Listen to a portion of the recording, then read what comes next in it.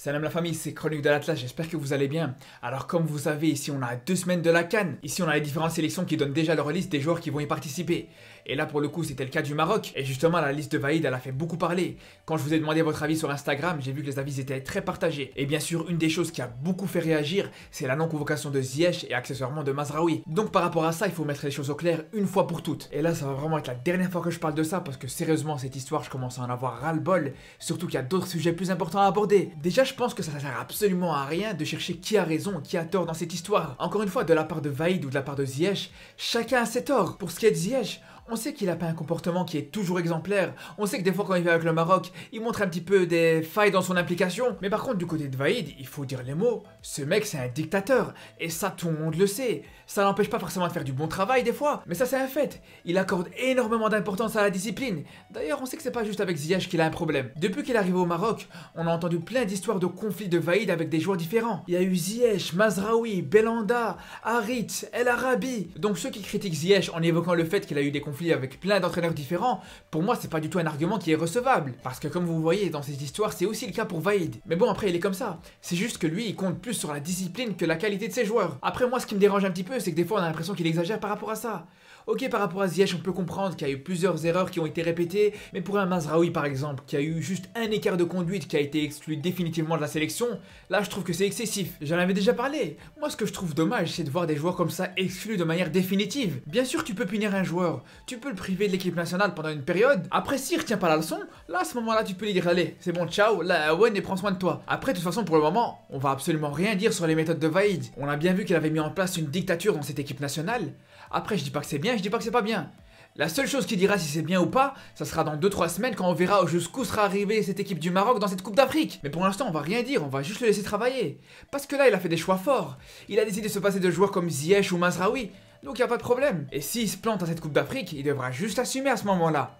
Par contre, s'il réussit, moi je serai le premier à l'applaudir. Et je demande que ça. Sinon, pour parler des joueurs qui sont présents dans cette liste, on a bien vu que c'était du classique, à part pour Abdé et pour Unai. En ce qui concerne Abdé, j'en avais déjà parlé. Je vous avais dit que c'était un très bon joueur avec énormément de qualité, on va pas revenir là-dessus. C'est l'un des ailiers marocains les plus en forme en ce moment, il est vraiment dans une très bonne période et il est très régulier. Donc sur le plan sportif, il n'y a absolument aucun débat sur la légitimité d'Abdé dans cette liste. Par contre, quand on voit que le Barça voudrait vraiment lui mettre des bâtons dans les roues s'il joue cette CAN, on pourrait creuser la question sur 2 paramètres. Le premier, c'est est-ce que malgré ces conditions-là, est-ce qu'il serait à 100% avec l'équipe nationale pendant cette Coupe d'Afrique? Et pour ça, Vaïd a déjà donné une réponse en conférence de presse en disant qu'Abdé était vraiment très motivé à jouer cette Coupe d'Afrique. Donc à ce niveau-là, on peut être très rassuré. Par contre, le deuxième paramètre, c'est est-ce que ça va pas lui porter préjudice quand il va retourner en club? Et ça peut être un problème. Et pas forcément que par rapport à lui, mais même par rapport à l'équipe nationale. Parce que si on compte sur lui sur le long terme et qu'on veut vraiment le voir évoluer avec le Maroc à l'avenir, ben c'est sûr que ça peut être un problème si quand le petit retourne au Barça, le mec il se fait complètement boycotter. Parce que pour le moment, à l'instant X, c'est vrai qu'Abdé il est titulaire indiscutable au Barça, mais faut pas croire non plus qu'il est indispensable dans cette équipe. Déjà là il y a Dembélé qui va prolonger, donc ça montre vraiment que le club il compte sur lui. Il y a Ansu Fati qui va revenir de blessure. Il y a aussi, comment il s'appelle, Ferran Torres qui va peut-être signer au club. Donc si en plus de ça la direction du club elle met ses menaces à exécution si Abdé vient à la Coupe d'Afrique, ben je pense que ça va être vraiment très compliqué pour lui de voir un avenir en Catalogne après ça. C'est pour ça que paradoxalement je veux dire une chose, mais quitte à appeler Abdé pour cette CAN, mais autant le faire jouer un maximum. Parce qu'il y a quelque chose qui pourrait encore plus lui poser problème avec le Barça que d'être appelé pour cette CAN.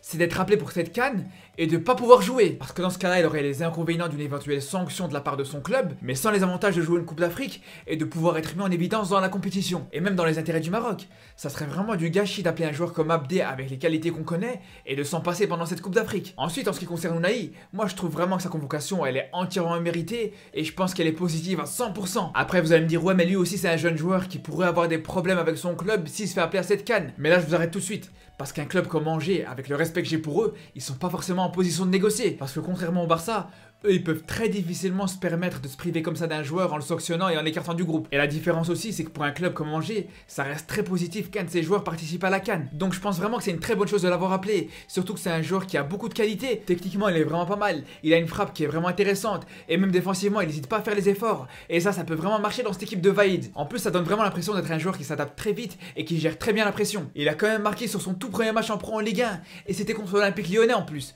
Donc c'est vraiment pas rien. Après il y a aussi quelque chose qu'on a constaté sur cette liste, c'est qu'à part Zinedine en tant que troisième gardien, il n'y avait absolument aucun joueur de cette équipe A' qui était présent à la Coupe arabe. Après, de toute façon, on s'y attendait. Je pense qu'aujourd'hui, les joueurs de cette équipe A', ils ont absolument rien du tout à revendiquer. Ils ont vraiment eu une occasion en or de faire leurs preuves et de montrer vraiment qu'ils avaient leur place à cette CAN. Quand on voit par exemple des joueurs comme Ben Sharki, Rahimi ou Haddad, dans cette Coupe arabe, ils auraient largement eu l'occasion de faire leurs preuves et de prétendre à la place de Abou Khlal par exemple. Mais bon, là, je pense qu'ils peuvent s'en prendre qu'à eux-mêmes.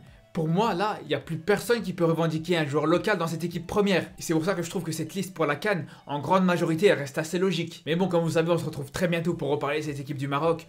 Donc je vous dis à très vite et surtout d'ici là, prenez soin de vous.